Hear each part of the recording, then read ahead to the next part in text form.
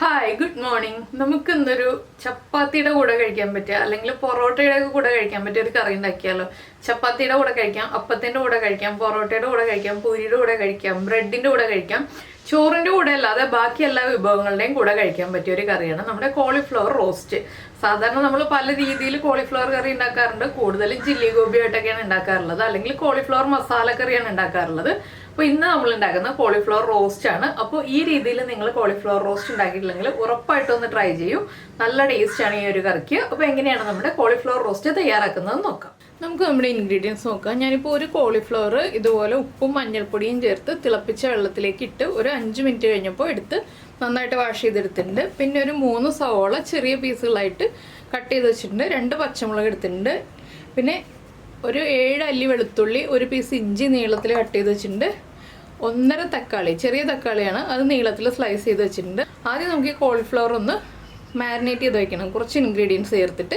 അതിനുശേഷം നമുക്കൊന്ന് ഫ്രൈ ചെയ്തെടുക്കണം. അപ്പോൾ നമുക്ക് ആദ്യം കോളിഫ്ലവറിലേക്ക് കുറച്ച് കാര്യങ്ങൾ മിക്സ് ചെയ്ത് വെക്കാം. അപ്പോൾ ഞാൻ കുറച്ച് വലിയൊരു പാത്രത്തിലേക്ക് കോളിഫ്ലവർ മാറ്റിയിട്ടുണ്ട്, നമുക്ക് മിക്സ് ചെയ്യാൻ എളുപ്പത്തിൽ. ഇതിലേക്ക് നമുക്ക് ആദ്യം ജിഞ്ചർ ഗാർലിക് പേസ്റ്റ് ചേർക്കാം. പിന്നെ ഇഞ്ചിയും വെളുത്തുള്ളിയും ഫൈനായിട്ട് ചോപ്പ് ചെയ്ത് ചേർക്കണം എന്നുണ്ടെങ്കിൽ അങ്ങനെ ചേർക്കാം കേട്ടോ. ഒരു 1.5 table spoon ginger garlic paste add ചെയ്തിട്ടുണ്ട്.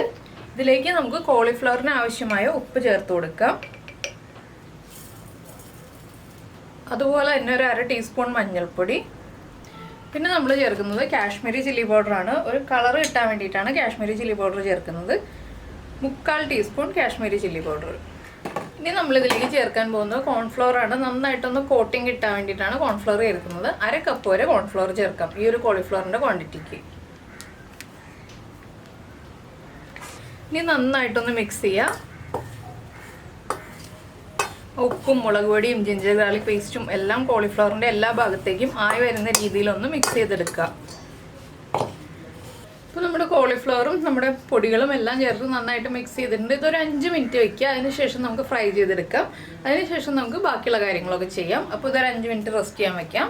അപ്പോൾ നമ്മൾ എണ്ണ ചൂടാക്കാൻ വെച്ചിട്ടുണ്ട്. ചൂടായ എണ്ണയിലേക്ക് മാരിനേറ്റ് ചെയ്ത് വെച്ചിരിക്കുന്ന കോളിഫ്ലവർ ഇട്ട് കൊടുക്കാം. കോളിഫ്ലവർ കട്ട് ചെയ്യുമ്പോൾ വലിയ പീസുകളായിട്ട് കട്ട് ചെയ്യാം കേട്ടോ, ചെറിയ പീസുകളായിട്ട് കട്ട് ചെയ്യരുത്. അതുപോലെ തന്നെ കൂടുതൽ കോളിഫ്ലവർ ഒരുമിച്ച് ഇട്ട് കൊടുക്കരുത്, കുറച്ചായിട്ട് ഫ്രൈ ചെയ്തെടുക്കുക. ഞാനിത് 2 ബാച്ചായിട്ടാണ് ഫ്രൈ ചെയ്തെടുക്കുന്നത്. കോൺഫ്ലവറിൻ്റെ കോട്ടിങ് ഒരുപാട് വേണ്ട കേട്ടോ, ചെറിയൊരു കോട്ടിങ് മതി.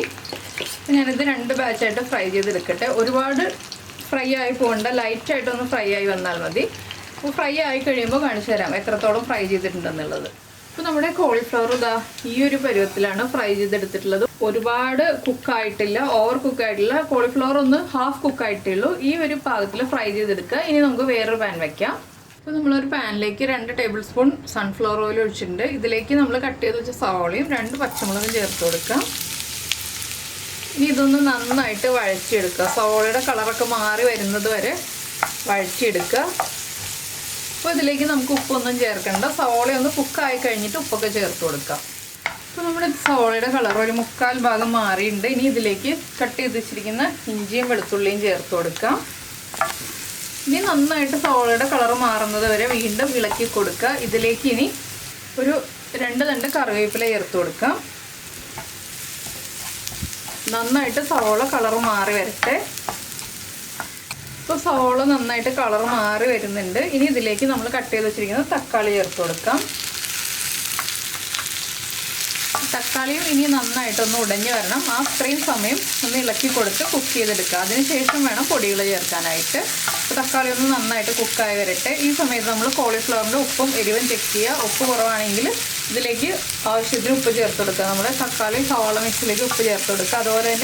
അതുപോലെ തന്നെ കോളിഫ്ലവറിൻ്റെ എരിവ് കുറവാണെങ്കിൽ നമ്മൾ എരിവുള്ള മുളക് പൊടിയാണ് ഇനി ഈ ഒരു സവോള മിക്സിലേക്ക് ചേർക്കാൻ പോകുന്നത്. അപ്പോൾ അതനുസരിച്ച് മുളക് പൊടിയുടെ അളവിൽ വ്യത്യാസം വരുത്തട്ടോ. ഞാനിപ്പോൾ ഒരു 1/4 ടീസ്പൂൺ മുളക് പൊടിയാണ് ചേർക്കാൻ പോകുന്നത്. നിങ്ങൾക്ക് 1/2 ടീസ്പൂൺ വരെ മുളക് പൊടി വേണമെങ്കിൽ ചേർത്ത് കൊടുക്കാം.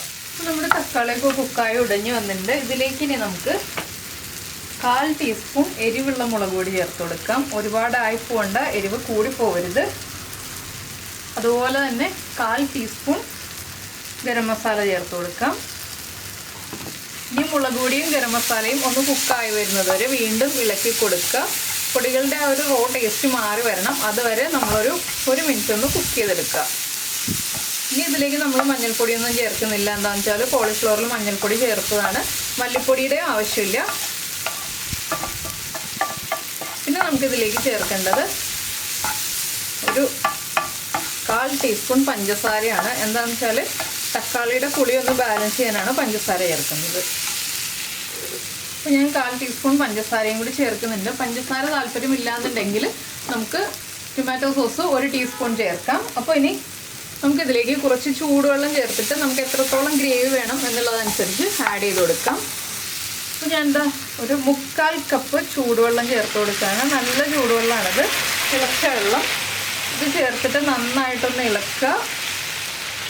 ഇനി നമുക്കിതിലേക്ക് നമ്മൾ ഫ്രൈ ചെയ്ത് വെച്ചിരിക്കുന്ന കോളിഫ്ലവർ ചേർക്കാം. കോളിഫ്ലവറും ചേർത്തിട്ട് നന്നായിട്ടൊന്ന് മിക്സ് ചെയ്യുക. അപ്പോൾ ഞാൻ ഒരുപാട് ഗ്രേവി ടൈപ്പ് അല്ല കേട്ടോ ഈ ഒരു കോളിഫ്ലവർ റോസ്റ്റ് ഉണ്ടാക്കുന്നത്, കുറച്ച് ഡ്രൈ ആയിട്ടുള്ള രീതിയിലാണ്. ഇനി നമുക്ക് കോളിഫ്ലവറിൻ്റെ ഉപ്പ് ചെക്ക് ചെയ്യാം. അതുപോലെ തന്നെ ഒന്ന് അടച്ചു വെച്ച് കുക്ക് ചെയ്യാം. കോളിഫ്ലവറിലേക്ക് മസാലകളൊക്കെ ഒന്ന് പിടിച്ചു വരാനായിട്ട് ഒരു 5 മിനിറ്റ് ഒന്ന് ലോ ഫ്ലെയിമിൽ അടച്ചു വെക്കാം. അപ്പോൾ നമ്മുടെ കോളിഫ്ലവർ നമ്മൾ അടച്ചു വെച്ചിട്ട് 5 മിനിറ്റ് കഴിഞ്ഞു. സൈഡിൽ എണ്ണയൊക്കെ തെളിഞ്ഞു വന്നിട്ടുണ്ട്. ഇനിയിപ്പോൾ ഉപ്പ് ചെക്ക് ചെയ്തപ്പോൾ ഉപ്പൊക്കെ കറക്റ്റ് ആയിരുന്നു. നമ്മൾ ഫ്ലെയിം ഓഫ് ചെയ്യാണ്. ഇതിന് മുകളിലായിട്ട് കുറച്ച് മല്ലിയില കട്ട് ചെയ്ത് ചേർക്കാം.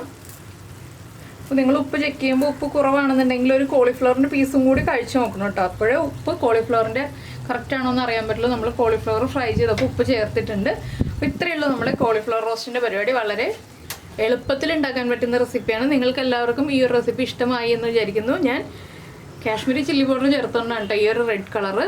ഇല്ലെങ്കിൽ കുറച്ചുകൂടി ലൈറ്റ് ആയിട്ടുള്ളൊരു കളറായിരിക്കും. അപ്പോൾ നിങ്ങൾ കാശ്മീരി ചില്ലി പൗഡർ ചേർക്കുകയാണെങ്കിൽ ഈ ഒരു കളറിൽ കിട്ടും. അപ്പോൾ എന്തായാലും നിങ്ങൾക്ക് എല്ലാവർക്കും ഈ ഒരു റെസിപ്പി ഇഷ്ടമായി എന്ന് വിചാരിക്കുന്നു. ഇഷ്ടമായിട്ടുണ്ടെങ്കിൽ നമ്മുടെ വീഡിയോയുടെ താഴെ ഒന്ന് കമൻറ്റ് ചെയ്യാനും അതുപോലെ ഒന്ന് ലൈക്ക് ചെയ്യാനും മറന്നു പോകരുത്. പിന്നെ നമ്മുടെ ചാനൽ ആദ്യമായിട്ട് കാണുകയാണെങ്കിൽ നമ്മുടെ വീഡിയോ പ്രസൻറ്റ് ചെയ്യുന്ന രീതിയൊക്കെ ഇഷ്ടമായി എന്നുണ്ടെങ്കിൽ നമ്മുടെ ചാനലൊന്ന് സബ്സ്ക്രൈബ് ചെയ്ത് സപ്പോർട്ട് ചെയ്യണേ. സബ്സ്ക്രൈബ് ചെയ്യുന്നതിന് ഈ വീഡിയോയുടെ താഴെയുള്ള റെഡ് സബ്സ്ക്രൈബ് ബട്ടൺ ഒന്ന് ക്ലിക്ക് ചെയ്യുക. അതിൻ്റെ റൈറ്റ് സൈഡിലുള്ള ബെല്ലൈക്കണും ക്ലിക്ക് ചെയ്യുക. അപ്പോൾ ഓൾ എന്ന് പറഞ്ഞിട്ടൊരു ഓപ്ഷൻ കാണാം. ആ ഓളും കൂടി പ്രസ് ചെയ്തിട്ടുണ്ടെങ്കിൽ ഞാൻ എപ്പോഴും വീഡിയോ അപ്ലോഡ് ചെയ്യുമ്പോൾ നിങ്ങൾക്ക് നോട്ടിഫിക്കേഷൻ വരും.